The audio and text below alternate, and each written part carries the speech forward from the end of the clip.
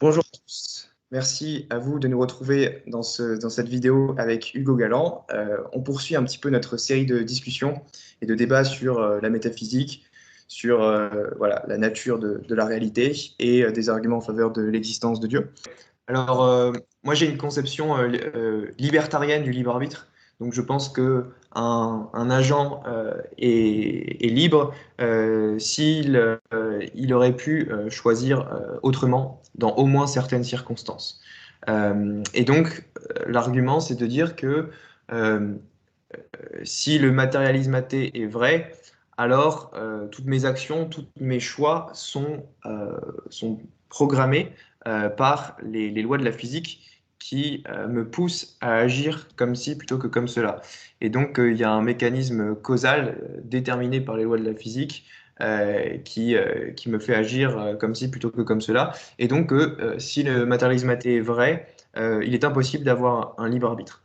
Euh, et donc, or, si on a de bonnes raisons de croire au libre arbitre, et je pense que nier l'existence du libre arbitre mène à plusieurs conséquences dévastatrices, alors il s'ensuivra que le matérialisme athée est faux et que seul Dieu peut rendre compte de cette possibilité de poser, enfin qu'on puisse poser de véritables actes libres. Voilà. En tout cas, le matérialisme athée s'oppose au fait qu'on puisse poser de véritables actes libres. Euh, et donc, je pense que la prémisse qui va être rejetée par les matérialistes athées, ça va être le fait qu'on ait un libre arbitre, justement, au sens libertarien du terme. Euh, et donc, c'est là-dessus que se focalise l'argument. Bon, on va revenir sur toutes les prémices. Donc je résume, si le matérialisme athée est vrai, alors mes choix ne peuvent être le fruit que d'un processus physico-chimique déterministe qui a lieu dans mon cerveau, c'est ça? C'est ça. Alors déjà, je pense qu'il y a une confusion entre matérialisme et déterminisme, dans le sens où on peut tout à fait convenir en étant matérialiste que certains phénomènes matériels soient probabilistes, comme en mécanique quantique. Oui, oui, oui. Je suis bien d'accord qu'il y a une distinction entre matérialisme et déterminisme. Mais moi, je pense que à partir du moment qu'on admet le matérialisme, c'est-à-dire qu'on admet la thèse métaphysique comme quoi l'ensemble de la réalité se réduit à la matière, euh, alors il me semble que le déterminisme est quasiment inévitable. Pourquoi? Bah parce que s'il n'y a que les lois de la physique qui gouvernent notre univers, qu'il n'y a pas de Dieu qui nous donne cette capacité à transcender le monde matériel pour poser de véritables actes libres par notre propre volonté, ben finalement, je suis piloté par les lois de la physique qui me poussent à agir comme ci plutôt que comme cela. Des lois qui ne sont pas nécessairement déterministes, la fonction d'onde n'est pas déterministe. Un matérialiste athée pourrait très bien être d'accord avec une vision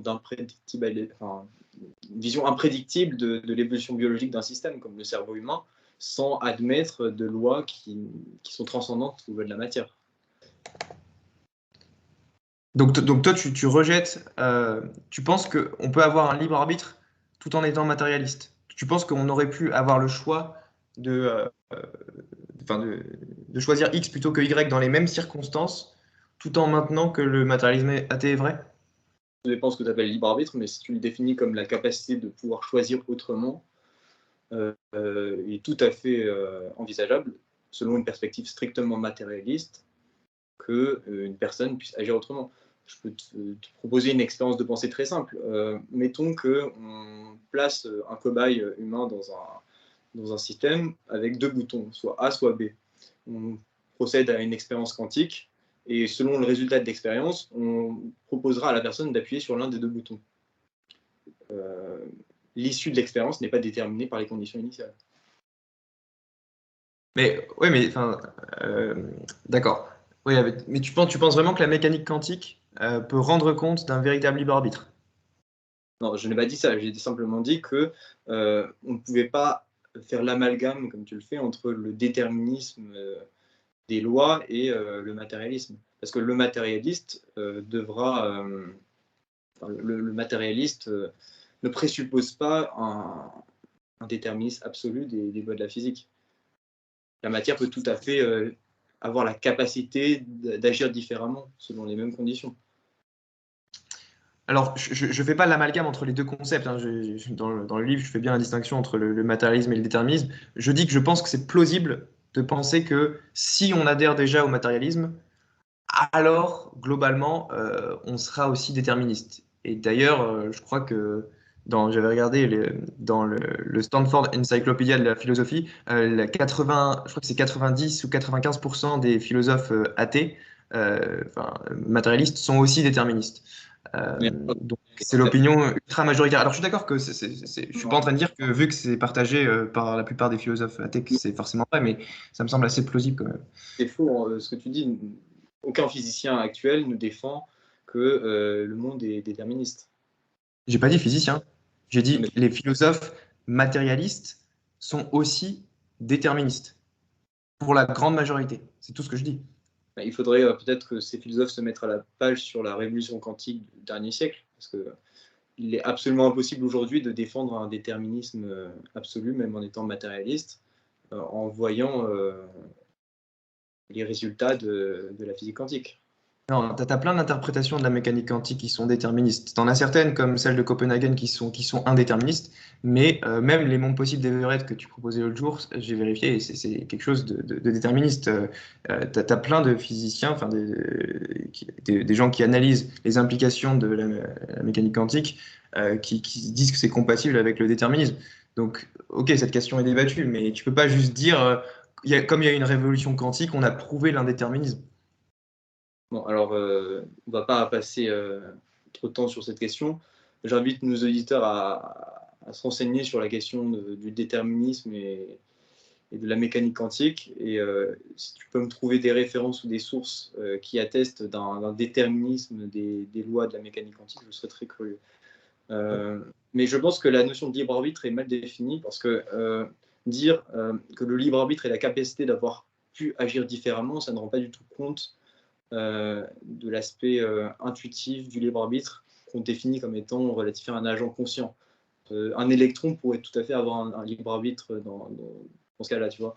Donc je propose, quant à moi, une définition un petit peu différente, parallèle du libre arbitre, qui serait de considérer que un agent est doté d'un libre arbitre s'il est capable d'agir au-delà des lois de la matière qui déterminent ses actions.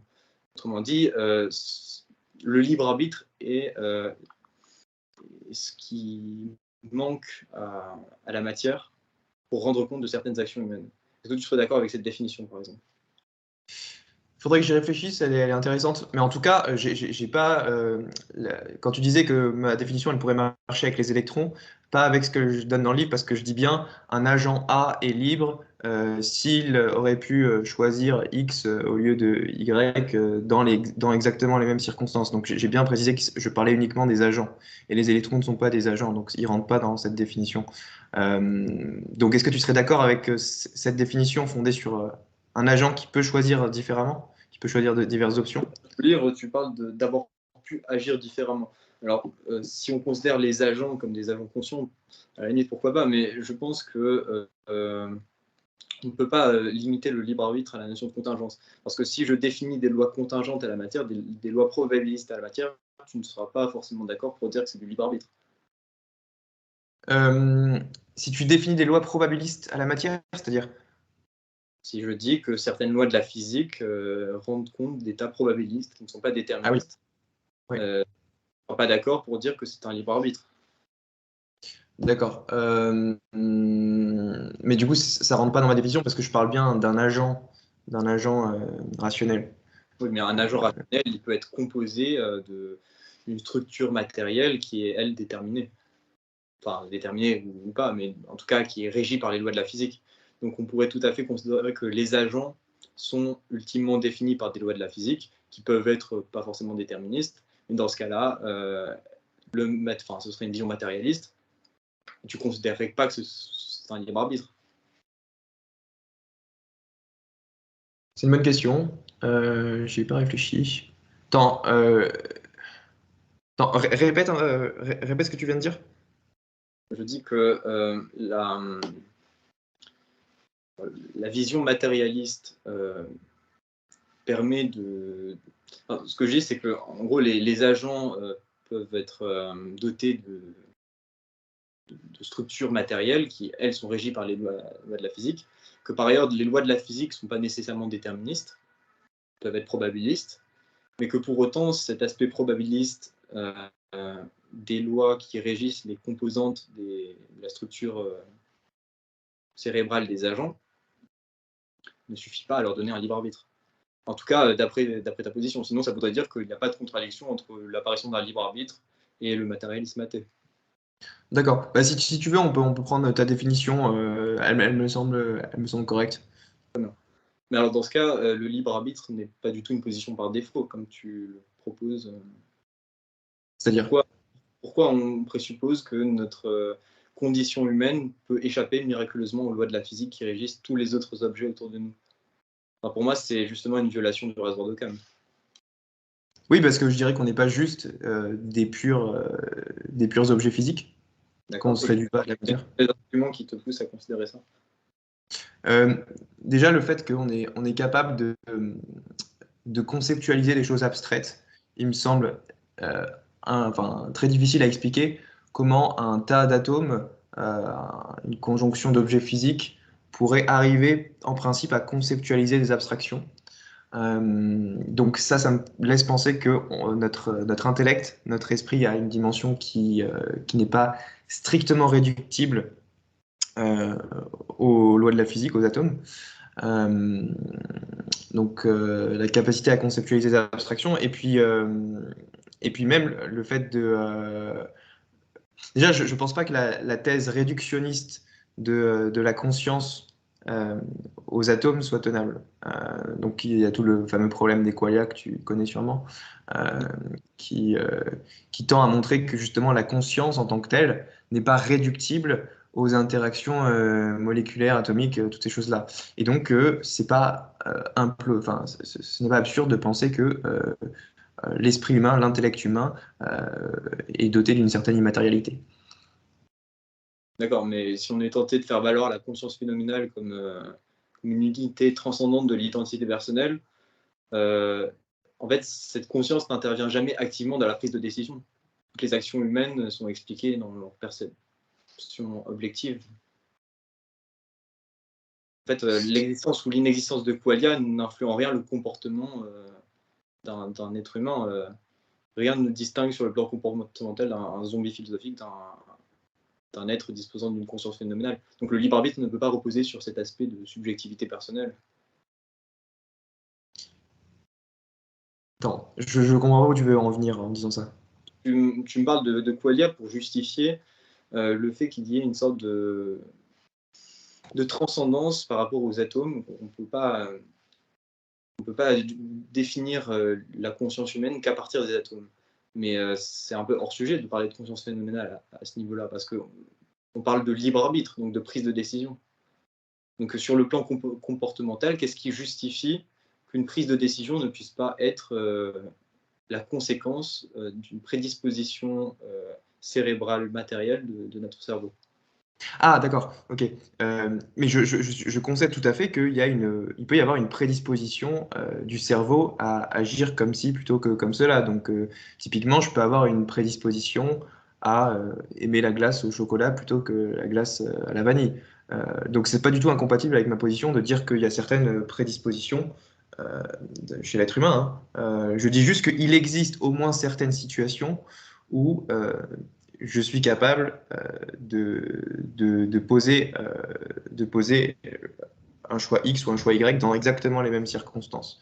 Euh, et ça, je le vois, je le constate par le fait que la volonté humaine est capable de résister à ce qu'elle désire. Le fait qu'on soit capable de résister à ce qu'on désire naturellement, ce vers quoi on est porté. Donc, par exemple, se priver de choses comme le tabac quand on est accro ou d'alcool quand on est assez dépendant à l'alcool, faire un effort de la volonté pour se dire non, j'en prends pas, pour moi, c'est un signe qu'on a un libre arbitre. C'est-à-dire qu'on est capable de poser un acte de la volonté pour résister à ce qui nous prédispose à aller dans une certaine direction. Simplement, il y a plusieurs niveaux de profondeur du désir humain. Tout simplement, on désire arrêter le tabac ou l'alcool, qui est un désir immédiat, parce qu'on désire un état de bonne santé, par exemple. Juste un niveau de profondeur supplémentaire, mais on ne s'extrait jamais de nos désirs en réalité. Toutes nos actions sont motivées par un certain désir d'atteindre un certain état, à moins qu'il y ait un dysfonctionnement neuronal qui nous pousse à agir de façon insensée. Mais je ne vois pas en quoi ça justifie que ces conditions de différents niveaux de profondeur. Ce que je veux dire, c'est que contrairement aux animaux, on n'est pas déterminé par nos instincts. Un chien, s'il a envie d'avoir des relations sexuelles avec une femelle, il va y aller. Il n'y aura pas un acte de la volonté qui posera une certaine résistance. L'homme, il peut être très très attiré sexuellement par une femme, par exemple, mais il peut dire par un acte de la volonté, non, je choisis consciemment et volontairement de résister à ces pulsions animales qui me portent à agir fortement dans une direction et je lutte contre elles. Et ça, à mon avis, c'est ce qui nous distingue des animaux et qui fait que on a un libre arbitre contrairement à eux. C'est-à-dire qu'on n'est pas uniquement porté par nos pulsions.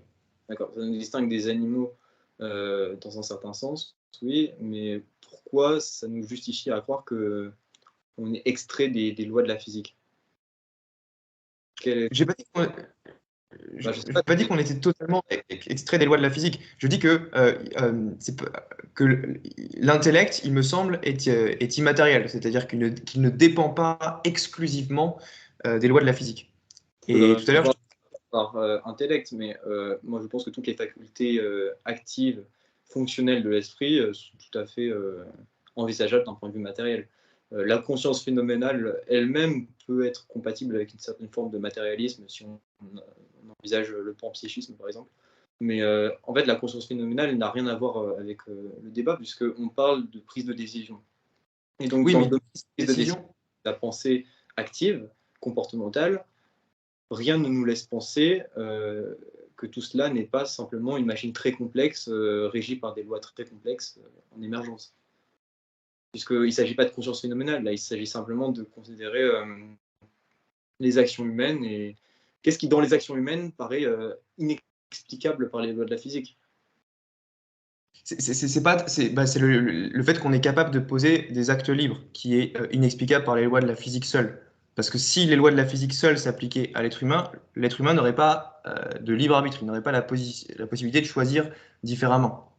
C'est ça que je dis. Non, là, tu fais un raisonnement circulaire. Qu'est-ce qui Non? justifie dans la conception matérialiste que certains comportements ne puissent pas exister? Concrètement, donne-moi un comportement concret de l'être humain qui serait inexplicable par le pur matérialisme. Bah, le fait qu'on puisse prendre des décisions authentiquement libres. Et quel type de décision authentiquement libre, par exemple? Non, mais le simple fait de pouvoir choisir A ou non A dans les mêmes circonstances. Ça, je ne pense pas que ça soit explicable par le matérialisme athée. Alors déjà, il faudrait savoir effectivement qu'on est capable de choisir A ou non A.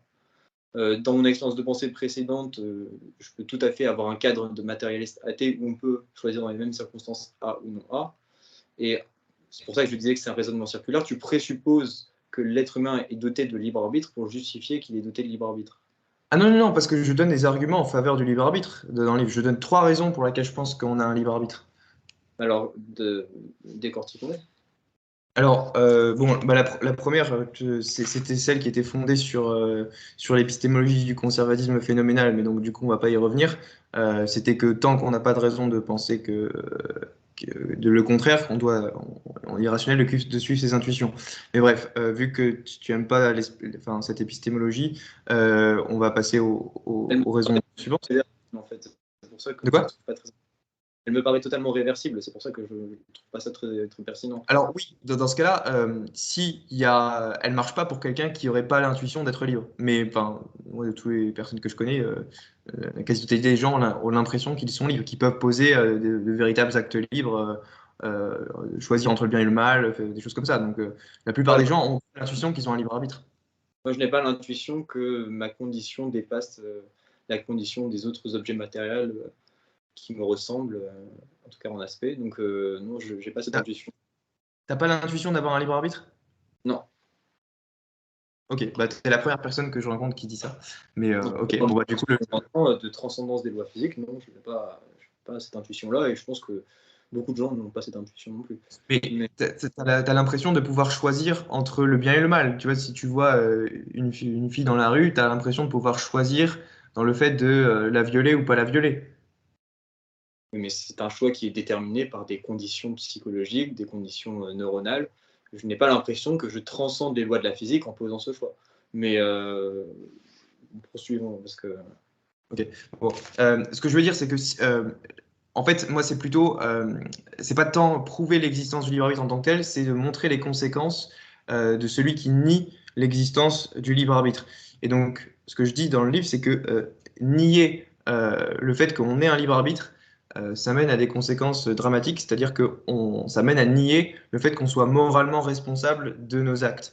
Et donc, ça veut dire que Hitler n'est pas moralement responsable du génocide juif, que ceux qui se font éclater au nom d'Allah dans les tours jumelles, ils ne sont pas moralement responsables de leurs actes, et que c'est l'univers qui les a déterminés à le faire, que c'est les lois de la physique qui les ont déterminés à faire ces actions. Donc ça pose un tas de problèmes au niveau de la notion de justice, parce que s'il n'y a pas de responsabilité morale, alors la notion de justice rétributive n'a plus de sens.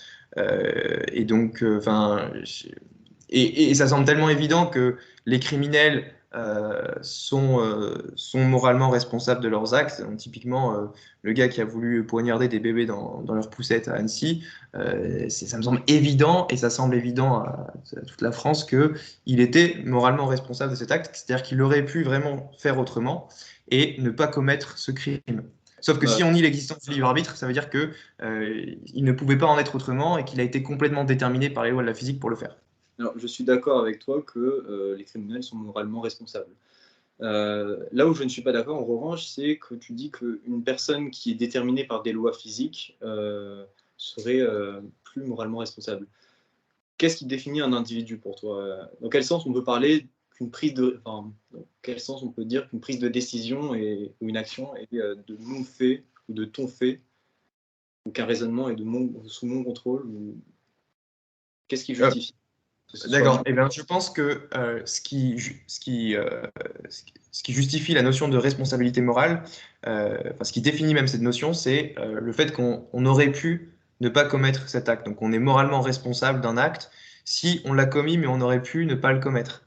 Et donc, quelqu'un est moralement responsable d'avoir violé une femme si il l'a violée, mais il aurait vraiment pu ne pas le faire. Il aurait pu résister justement.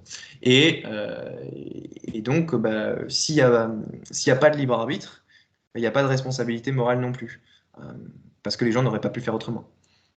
Moi, je ne suis pas forcément d'accord avec cette notion de pouvoir ou pas pouvoir. On peut tout à fait adopter une vision de la moralité qui est simplement en relation avec des états du monde. C'est-à-dire que tu vas considérer un état du monde moral comme un état du monde avec plus de bonheur que de souffrance, ou un état du monde immoral comme étant un état du monde avec plus de souffrance que de bonheur. Et ensuite, tu pourras juger la condition de vertu des personnes selon leur prédisposition à tendre vers tel ou tel état du monde. Mais leurs prédispositions, elles dépendent pas d'elles. Donc ces personnes, elles sont moralement responsables de rien, parce qu'elles sont déterminées. Non, mais justement, le fait de considérer que quelque chose dépend de soi ou non, en fait, d'un point de vue matérialiste, la personne, c'est rien d'autre qu'un ensemble structuré de la matière qui la compose, voire même de la structure, si on est un fonctionnaliste. Donc, parler d'elle, c'est parler de la structure matérielle et des lois de la matière. On ne peut pas dire Attends, qu'une... donc tu es en train de réduire l'identité personnelle à juste la simple structure de la matière qui forme ton D'un corps. matérialiste, en tout cas, c'est effectivement le cas. Le matérialiste ne présupposera pas qu'il y a autre chose que la matière pour, pour définir l'identité personnelle, ou même enfin, que la structure. Oui, mais est-ce que toi, tu optes pour ça? Je pense que c'est une vision qui se défend. C'est pas délirant de considérer ça. J'aurais simplement une réserve par rapport à la conscience phénoménale, mais encore une fois, la conscience phénoménale n'intervient pas en termes actifs. Donc, en tout cas, pour juger de la moralité, on ne peut pas se servir de la conscience phénoménale. Mais mon argument, il est indépendant de la conscience phénoménale. Je dis Ouais. juste que le déterminisme implique la négation de la responsabilité morale pour les actes. Moi, je considère que on peut pas dire qu'une action prédéterminée physiquement n'est pas de mon fait si on considère que je ne suis rien d'autre qu'un amas de matière bien structuré. Mais donc, je comprends pas, tu es en train d'accepter le fait qu'il n'y a pas de responsabilité morale ou tu nies ce fait? Est-ce que tu penses que Hitler est moralement responsable d'avoir commis le génocide juif? Je pense que Hitler est moralement responsable au sens où moi je l'entends, c'est-à-dire que si on adopte une vision, par exemple, conséquentialiste, utilitariste de la morale, Hitler a fait des actions qui vont à l'encontre des valeurs morales que je défends, que les utilitaristes défendent. En ce sens-là, il est une mauvaise personne. Et donc, oui, il est responsable moralement de ses actes, au même titre que des terroristes, des violeurs. Mais pour être vraiment moralement responsable de quelque chose, il faut que cette personne en question ait pu ne, choisir de ne pas commettre cet acte. Si Hitler était déterminé par l'univers à commettre le génocide juif, on ne peut pas vraiment l'accuser, on ne peut pas vraiment s'offusquer contre lui en lui disant tu es une mauvaise personne parce qu'il ne pouvait pas faire autrement, il n'a pas pu poser de choix de faire le génocide ou non. Il n'est pas indispensable de considérer qu'une personne ait un choix pour la juger bonne ou mauvaise. Simplement, alors, certes, on peut faire la différence entre des personnes qui sont aliénées par des états psychotiques, par exemple, et des gens qui vont agir en réflexion pour commettre des mauvaises actions. Mais encore une fois, c'est juger simplement le niveau de profondeur de la nécessité à l'intérieur de leur mécanisme. Autrement dit, une personne qui pourra agir avec préméditation pour commettre en conscience une mauvaise action, un crime, elle pourra être moralement responsable, même si en dernière instance, on considérera que ce n'est pas un choix parfaitement contingent. Mais du coup, j'ai toujours pas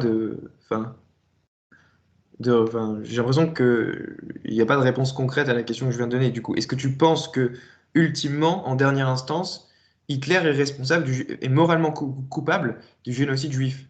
Oui, je pense effectivement que Hitler est moralement responsable, parce que je définis la responsabilité, moi, non pas comme une force de choix transcendant, mais je définis cette responsabilité comme le jugement d'un certain état structurel de la matière qu'il constitue, qui le pousse à agir d'une certaine façon.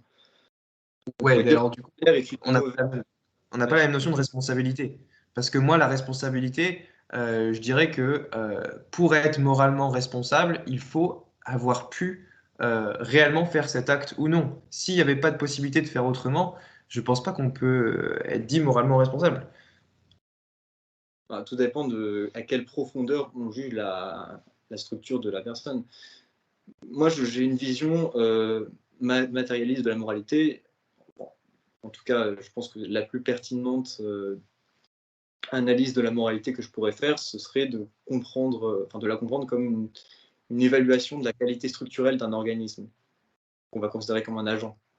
Et donc, si les agents, dans leur prédétermination interne, sont portés vers des actions immorales, bah, ils sont jugés comme immoraux. Et si jamais on les juge dans ces prédéterminations comme capables d'avoir une conscience d'accès sur leurs actes, ils vont être jugés responsables. Il n'est nullement besoin de considérer une transcendance à la moralité pour définir cette notion de responsabilité.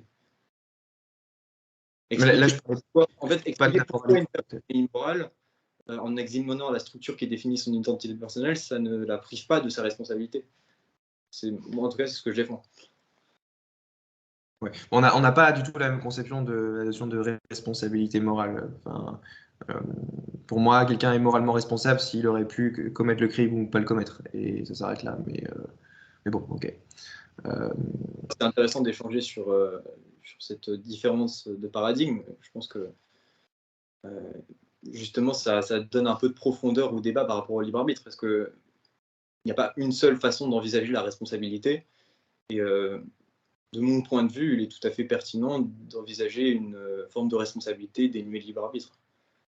Et donc, est-ce que ça aurait du sens de s'énerver, de s'offusquer contre quelqu'un qui a agi sans avoir pu faire autrement. Donc, par exemple, ça n'aurait pas de sens de s'offusquer contre un robot qui a été programmé par un constructeur pour commettre un crime. Parce que le robot, il est responsable de rien. Il agit juste parce qu'il a été déterminé par son constructeur d'agir ainsi.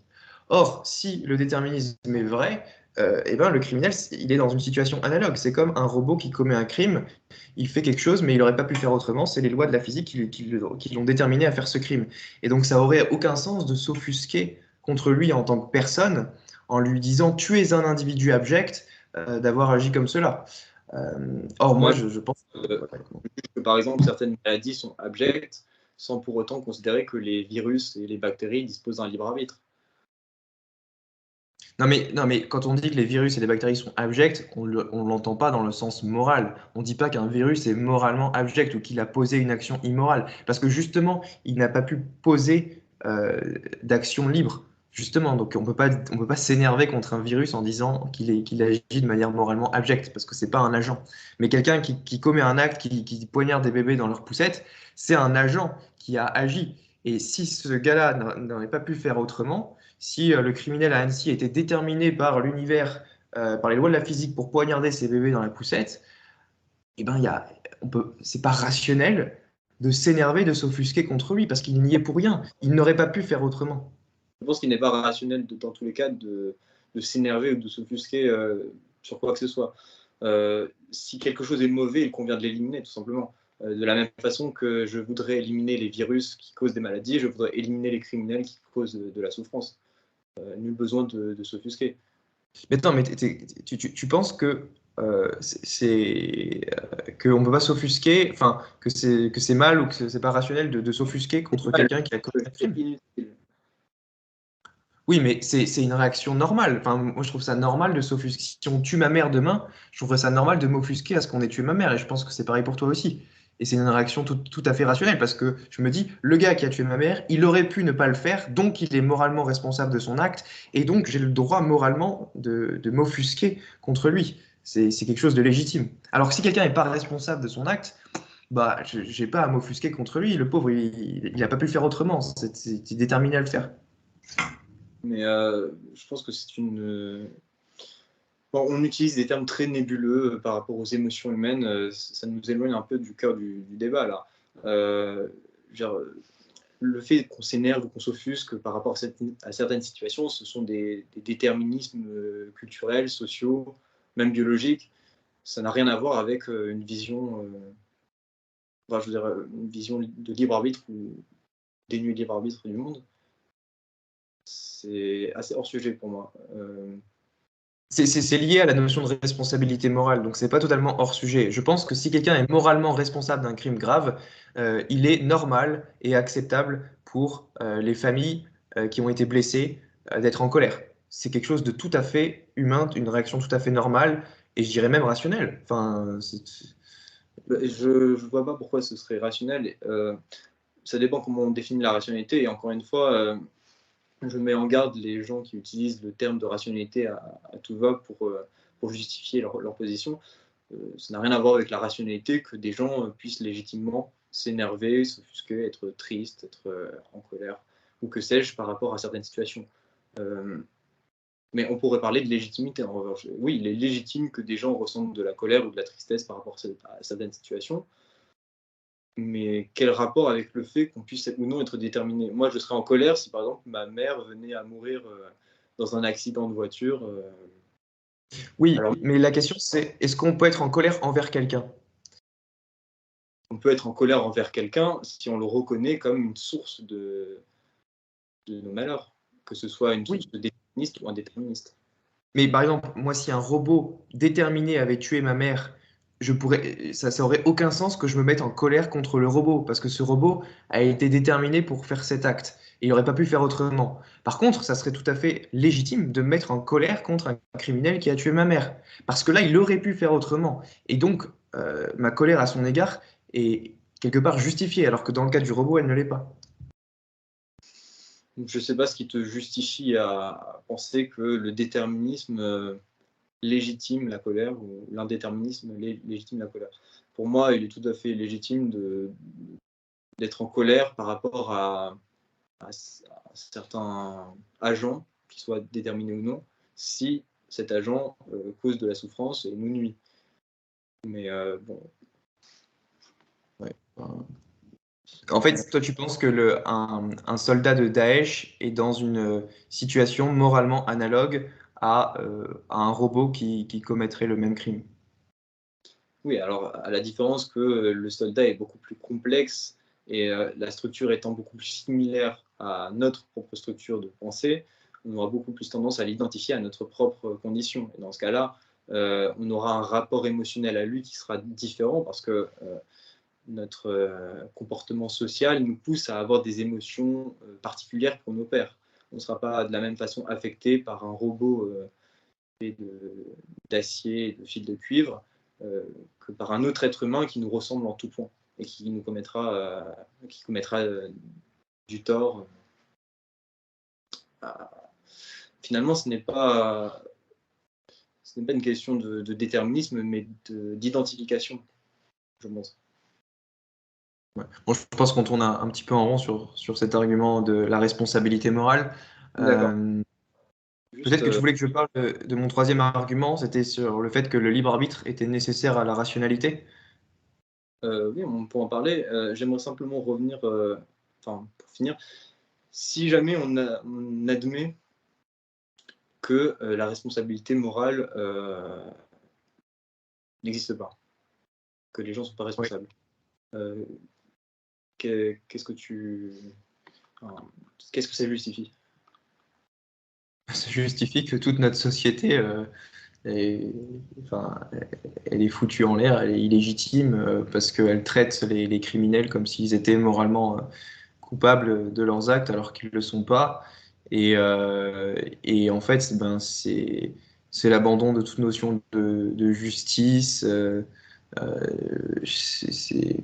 Après, moi je pense que le matérialiste athée, s'il est cohérent avec sa position, il doit accepter ses conclusions, hein. D'ailleurs, c'est ce que faisait Bertrand Russell dans son livre Why I'm Not a Christian. Il disait que l'homme qui écrit un poème ou qui commet un meurtre est dans le même état de responsabilité morale, qu'il n'y a pas de différence morale entre les deux, parce que dans tous les cas, c'est l'univers qui les a déterminés à le faire.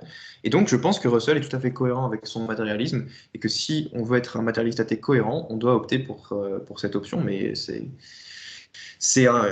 comme disent les Américains, c'est tough bullet to bite, donc c'est quelque chose de difficile à avaler. Mais alors déjà, je pense pas que Russell souhaitait une réforme du système judiciaire pour abolir toute notion de punition. En J'ai pas particulier, dit. si l'arbitre n'existe pas, il n'est pas absurde de continuer à punir les criminels. Tout simplement parce que ce serait pas du tout Pas dit comme souhaitable ça. dans une société qui ne serait pas gérée par la justice. On a tous envie d'assurer une stabilité, un ordre social, et c'est le rôle premier de la justice, Je institutionnelle en sais. tout cas. Donc, J'ai pas fait un argument sur. J'ai pas dit que toute forme de justice serait inexistante, parce qu'évidemment, j'ai dit que c'était la justice rétributive qui n'aurait plus aucun sens. C'est-à-dire de châtier un criminel parce qu'il a fauté. Euh, alors évidemment que ça serait toujours en pratique bénéfique de les mettre en prison pour les empêcher de nuire, mais la notion de punition ou de châtiment n'aurait pas de sens, parce qu'on ne peut que punir et châtier quelqu'un qui est moralement responsable de ses actes. elle serait tout à fait pertinente dans la dissuasion. Ah oui, mais alors, oui, d'accord, d'un point de vue purement conséquentialiste, c'est vrai que ça pourrait aider. Encore faut-il adopter le conséquentialisme, euh, pour lequel j'ai d'autres raisons indépendantes de m'y opposer. Mais oui, je suis d'accord avec toi qu'en toute rigueur, on pourrait continuer à châtier les criminels pour dissuader les autres, même si on abandonne la notion de justice rétributive. Parce que la notion de justice rétributive, elle affirme que il faut que le châtiment soit proportionnel au crime en guise de, tu vois, donc le criminel a fauté et donc il faut punir lui en tant que personne, pas pour dissuader les autres, mais parce qu'il le mérite. Oui, mais enfin, je ne vois pas trop où tu veux en venir avec cet argument, parce que quand bien même j'admettrais que les gens ne sont pas responsables et que on ne puisse même plus punir les criminels, qu'est-ce que tu essaies de démontrer en fait? Mais je suis pas en train de faire une démonstration, je dis juste, voilà les implications logiques du matérialisme athée. Un matérialiste athée cohérent doit croire que Hitler n'est pas moralement responsable du génocide juif, que c'est l'univers qui l'a déterminé à le faire, qu'il ne pouvait pas faire autrement, que pareil, Ben Laden, Al-Qaïda, les violeurs d'enfants, en fait, ils ne sont pas moralement coupables de leurs crimes. Voilà ce que vous êtes obligé d'avaler comme conclusion en tant que matérialiste. Au contraire, moi, en tant que théiste, eh ben, j'ai une explication tout à fait plausible au fait que ces personnes-là soient moralement coupables de leurs actes. C'est que Dieu leur a donné un libre arbitre pour leur donner la possibilité de choisir entre le bien et le mal et de poser de véritables décisions en vue du bien ou du mal. Et donc, moi, mon paradigme théiste explique totalement la notion de responsabilité morale, de justice rétributive, des choses comme ça. Alors que bon, bah, le matérialiste athée, il est obligé d'avaler toutes ces conclusions difficiles. Un paradigme, on va dire, mécaniste de la morale peut tout à fait rendre compte, comme toi, de la notion de responsabilité, seulement on ne le définit pas de la même manière.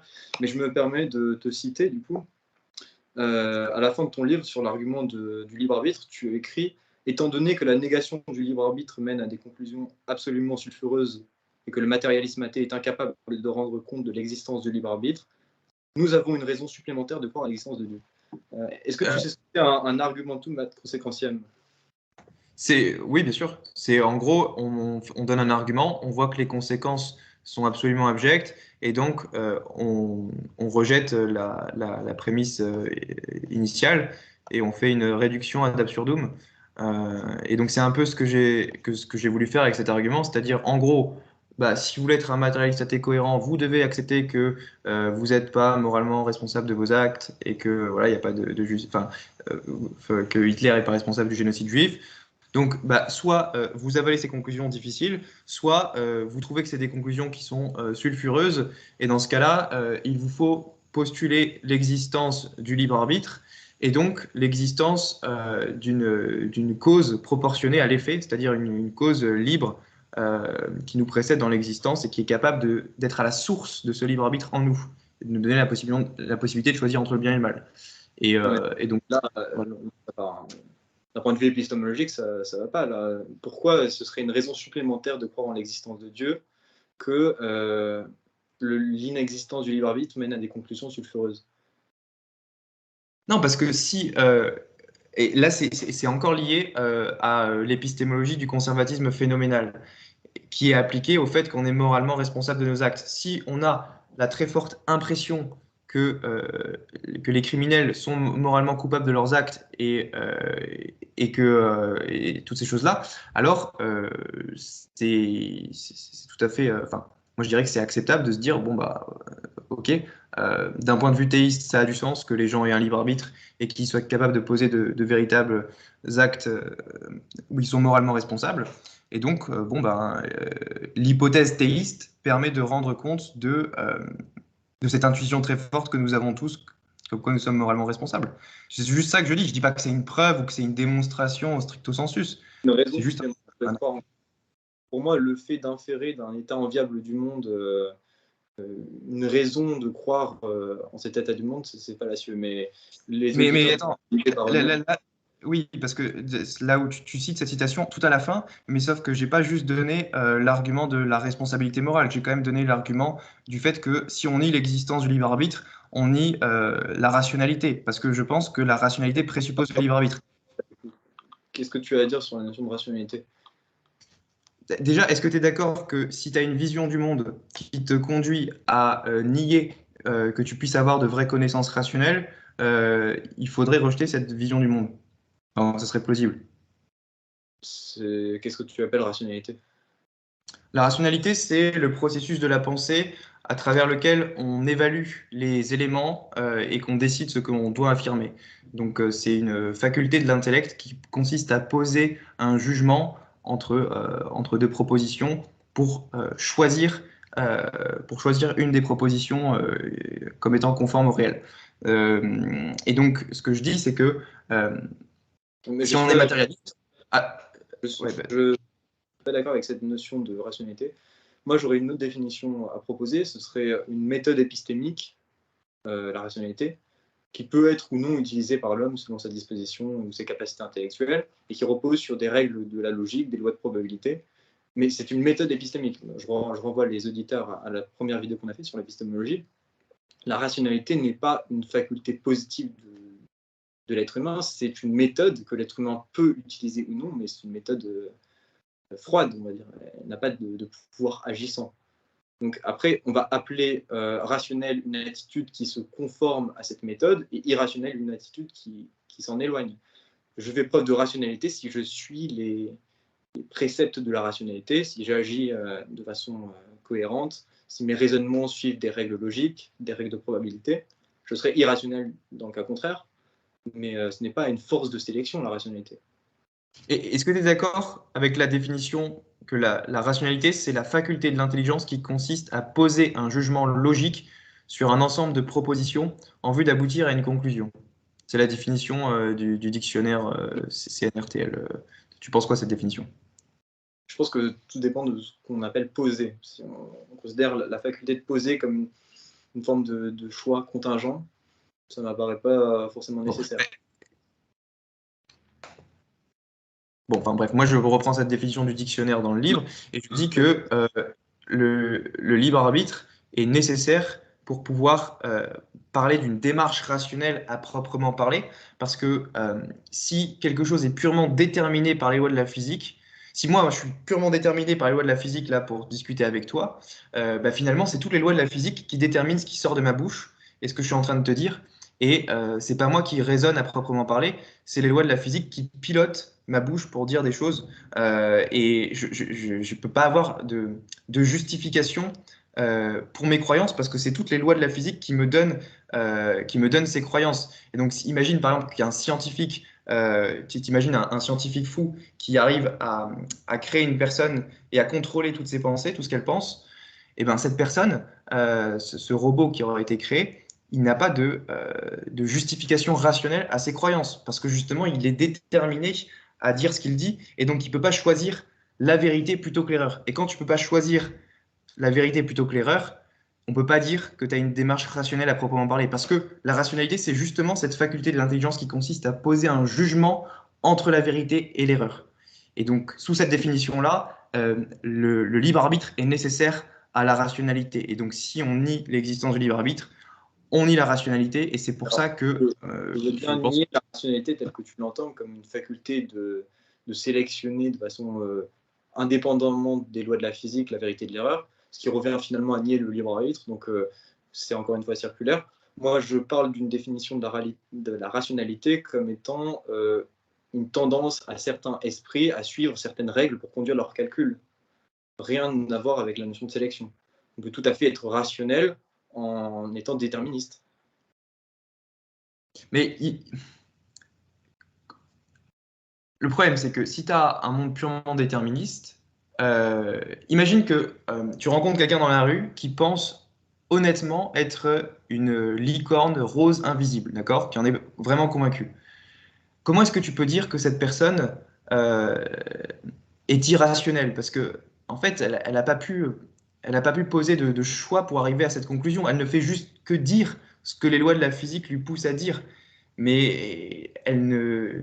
Je dirais que elle est comme une calculatrice. Tu es d'accord qu'une calculatrice, elle n'est pas rationnelle, c'est-à-dire qu'elle donne un résultat pour lequel elle a été programmée par son constructeur. Et donc on ne peut pas dire qu'une calculatrice raisonne. C'est juste une grosse, enfin une machine déterminée qui te donne un résultat, qui te pond un résultat, mais qui n'a pas pu poser un véritable raisonnement pour pouvoir faire un choix. Elle a été déterminée pour se donner ce résultat. Donc moi, je dirais pas qu'une calculatrice est rationnelle. Et si le matérialisme athée est vrai, on est comme de grosses calculatrices qui prêchons des choses, mais dont on n'est pas responsable. Oui, mais encore une fois, il n'y a pas de lien direct entre la notion de responsabilité et de rationalité. Je ne vois pas ce qui te pousse à croire, outre le fait de faire, encore une fois, un raisonnement circulaire et de rebondir sur la notion de libre arbitre, ce qui te pousse à croire que les hommes sont capables d'attitudes de raisonnement qui pourraient transcender des simples successions de calculs. Parce que, en fait, si je reprends de façon schématique cet argument, c'est nous sommes dotés d'un libre arbitre car nous avons une faculté de rationalité. Et qu'est-ce que la faculté de rationalité là? C'est la faculté de choisir. Et qu'est-ce que le choix? C'est le libre arbitre. Donc, nous sommes dotés d'un libre arbitre car nous sommes dotés d'un libre arbitre. Non, non, parce que je dis que la raison, c'est la faculté de l'intelligence qui consiste à poser un jugement logique sur un ensemble de propositions en vue d'aboutir à une conclusion. Ça, c'est pas moi qui donne cette définition, c'est le dictionnaire de philosophie. Donc, je suis pas en train de faire un truc circulaire. Je prends la définition de la raison que donne le dictionnaire et je dis, ben, est-ce que c'est possible d'avoir une vraie rationalité au sens de cette définition sans avoir de libre arbitre, sans pouvoir poser de réelles décisions? Et j'en conclus que bah non, si toutes nos croyances sont déterminées par les lois de la physique, on n'est pas libre de choisir la vérité plutôt que l'erreur. Et je pense qu'une entité ou une machine qui n'est pas libre de choisir la vérité plutôt que l'erreur ne peut pas être vraiment dite rationnelle. Finalement, c'est une querelle sémantique. Ça revient simplement à définir différemment la notion de rationalité. Et je ne pense pas que ce soit un argument ontologique. C'est un argument simplement qui repose sur des termes qu'on va définir sur certaines notions. Donc, si on définit la rationalité à partir du libre arbitre, effectivement, on ne peut pas être rationnel sans libre arbitre. Mais tout dépend de comment on va définir et utiliser les termes. Attends, redonne-moi ta définition de la rationalité du coup. Pour moi, c'est une attitude de conformité à certaines lois logiques ou certaines lois de probabilité. Bah, dans ce cas-là, une calculatrice est rationnelle. Une calculatrice ne mène pas des raisonnements à proprement parler, elle donne simplement des résultats de calcul. Mais dans ce cas-là, tu peux créer des machines, des programmes, des algorithmes qui sont rationnels. Oui, on pourrait envisager une certaine forme de rationalité dans une machine qui traiterait de certains raisonnements. Typiquement aux échecs. Regarde, prends l'exemple des échecs parce que moi je joue aux échecs en club. On a les ordinateurs qui sont capables de battre les êtres humains.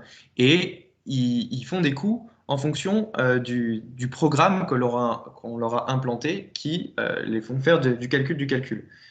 Je ne dirais pas pour autant qu'ils font preuve de rationalité, c'est-à-dire qu'ils donnent un résultat pour lequel ils ont été programmés et déterminés. Mais c'est pas ça la vraie rationalité, d'accord? Sauf si tu es prêt à dire que les ordinateurs comme ça sont des agents rationnels, sont rationnels, je sais pas. Je suis prêt à dire que les ordinateurs qui agissent de cette façon-là font preuve d'une certaine forme de rationalité, oui. Et il n'y a pas de vraie rationalité ou de fausse rationalité. On définit la rationalité selon certaines définitions. En philosophie en particulier, on a tendance à donner des définitions bien précises de certains termes usuels. Donc si on s'entend sur une définition, ensuite on peut en discuter. Mais on ne peut pas partir d'une définition qu'on va choisir comme étant ce qu'on va considérer la vraie définition et ensuite en inférer des choses sur le monde. En fait, ça ne donne jamais d'argument positif quant à l'existence de la rationalité en l'homme. On pourrait tout à fait prétendre que c'est la vraie définition, mais qu'est-ce qui me justifie à croire que cette vraie définition, entre guillemets, serait pertinente pour qualifier le comportement humain, plus que le libre arbitre? Parce que là, on essaie de justifier l'existence du libre arbitre. Donc, Oui, et moi, je pense que je l'ai déjà. En fait, tout revient à la définition que tu as de la rationalité. En fait, ta définition, elle implique que des machines et des ordinateurs sont des agents rationnels, enfin sont rationnels. Et moi, ma définition, qui est celle du dictionnaire CNRTL, implique que pour pouvoir être rationnel à proprement parler, il faut pouvoir poser un jugement sur des propositions et choisir la vérité plutôt que l'erreur. Et je pense pas que tu peux avoir une justification rationnelle pour tes croyances si tu es incapable de choisir la vérité plutôt que l'erreur. Si c'est les lois de la physique qui te déterminent, toi Hugo, à dire ce que tu dis, et que tu es purement déterminé par les lois de la physique pour ça, je pense pas que tu peux avoir des justifications rationnelles pour tes croyances. Parce que c'est juste l'univers qui te fait dire ce que tu dis, quoi. Enfin, bref. quand on parle de justification rationnelle, tu es bien conscient que ça n'a rien à voir avec la rationalité en tant qu'acte de pensée. On parle d'épistémologie, on parle de justification rationnelle. Oui, c'est deux notions distinctes, mais c'est quand même vachement lié. La notion de justification rationnelle, elle est fondamentale, hein. C'est-à-dire que si ta vision du monde, elle implique que tu dois nier que tu as des justifications rationnelles pour tes croyances, c'est c'est le serpent qui se mord la queue, c'est-à-dire que tu dois rejeter cette vision du monde. Je ne nie nullement avoir des justifications rationnelles pour mes croyances, mais les Voilà. justifications rationnelles pour mes croyances, ce sont des éléments d'épistémologie. Ce ne sont pas des capacités de choix. Mes justifications rationnelles, ce sont par exemple des conformités à des principes logiques, à des règles de probabilité, ce qu'on a expliqué dans la première vidéo. On n'a jamais parlé de choix dans la première vidéo. Non, c'était pas l'objet de la première vidéo.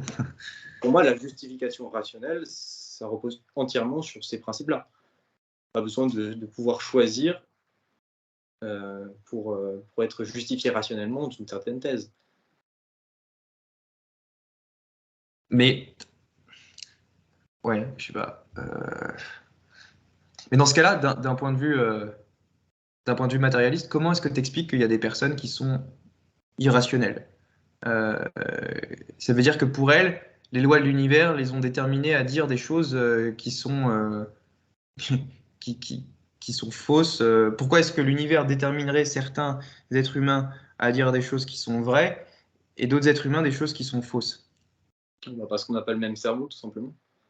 On n'est pas fait de la même façon, et certaines machines cérébrales ne sont pas programmées, si je file la métaphore, pour mener des raisonnements parfaitement logiques, parfaitement rationnels. Nous sommes déterminés par l'évolution à avoir certains biais, des biais cognitifs, qui nous sont utiles pour prendre des décisions immédiates dans certains cas, mais qui nous font défaut quand on recherche la vérité. Et les gens ne sont pas constitués de la même façon. C'est rien de mystérieux là-dedans. Ouais. Non, non, c'était juste une question. Je dis pas que c'était. Je dis pas que c'est une question mystérieuse. Je pense Bon, je pense qu'on a que des arguments moraux. Je ne sais pas si tu veux en faire un résumé ou. non, bah, on a bien fait le tour. Donc, je pense qu'il y a pas grand-chose d'autre à ajouter, sauf si tu veux ajouter quelque chose. Je pense qu'on a, abordé la majorité des sujets. On a un panel assez clair sur l'état de la question. Donc voilà. Super. Bah, merci Hugo en tout cas, et puis à bientôt pour de prochaines vidéos. C'était un plaisir de débattre avec toi en tout cas. Merci. Salut à tous, merci de nous avoir écoutés.